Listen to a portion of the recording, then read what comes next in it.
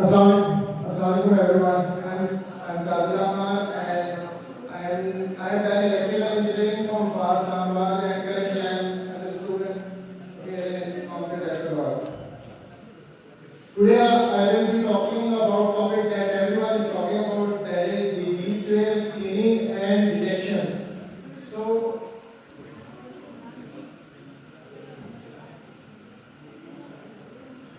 so the main issues that we are facing and that everyone is facing in Pakistan is the threats are invisible and we are not able to detect those threats.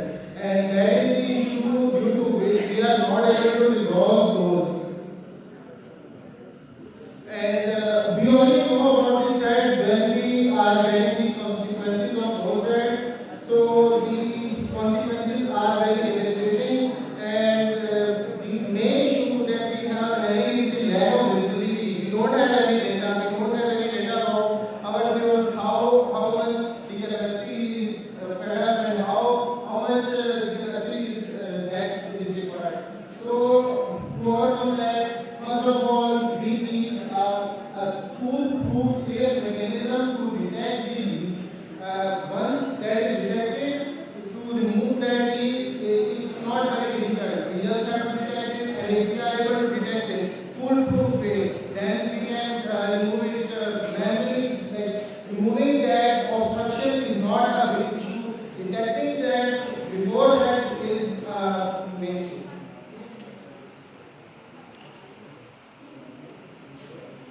Okay, so let's talk about the current solutions and why first of all, we don't have any such infrastructure, and our government is not willing to spend, and also they can't spend on the railway solution because they are very costly. Some of the railway solutions are like about 50 to $100,000. So the whole world is using, including the all the other nations, US, UK, and Australia. We can't afford those systems. And the second issue is, in Suez, their communication is very difficult because you can't use 4G, you can't use Bluetooth, you can't use GPS. So that's why most of the solutions that we present here fail because we don't have the bandwidth to communicate with the devices. And lastly, the operational burden is huge for if you use the current solution. So I am proposing a new approach that is based on AI, and in that approach is very cost effective. That should only take around 13,000 per node, and I am proposing a passive drift vehicle that we will not control. Basically, that vehicle will only drift, and it will have offline intelligence. We will have the AI models like FOMO, and that is the light form of YOLO. So we will use that, and we will use K-means algorithm to detect the anomalies.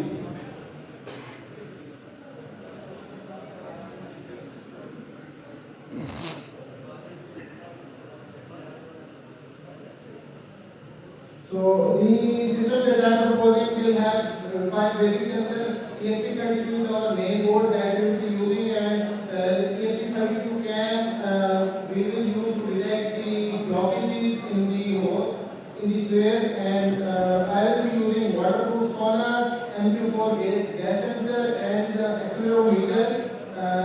Along with that, I will be using LoRa module for the communication. So how LoRa module works is basically it will only send the signal once it detects a blockage or anything that should be reported.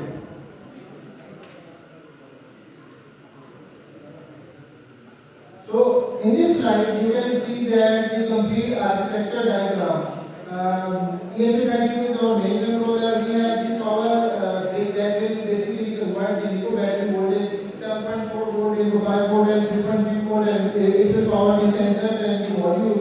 And we have the sensor board. In that we have accelerometer, MQ4 sensor, and waterproof sensor. So this is the wiring diagram. Here the accelerometer is using I2C communication, and the ultrasonic sensor is using the SPI communication, and I have mentioned the complete wiring diagram, the complete wiring of other sensors as well.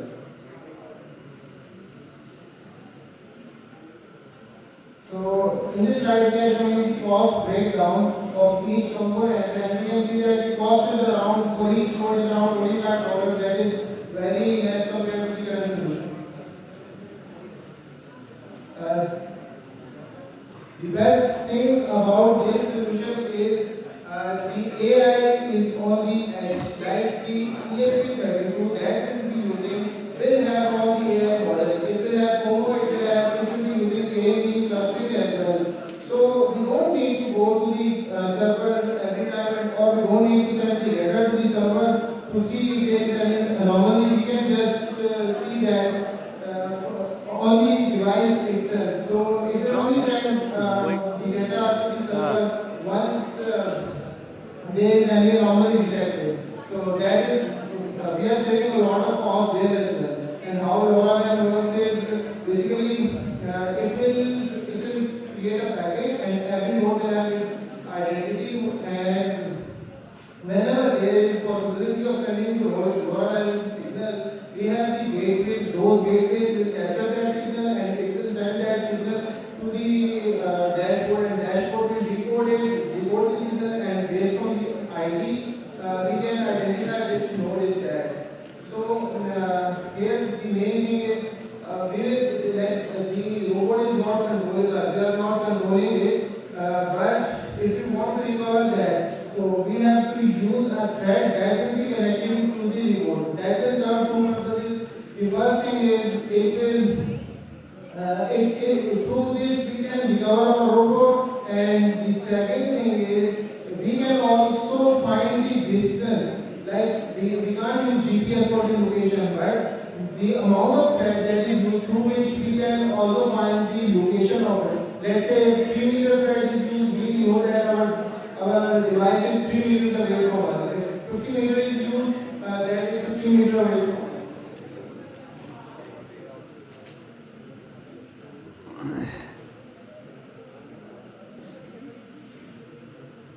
So I have mentioned about the training workflow, how we can train our model and how we can optimize it to use on a small module like ESP32.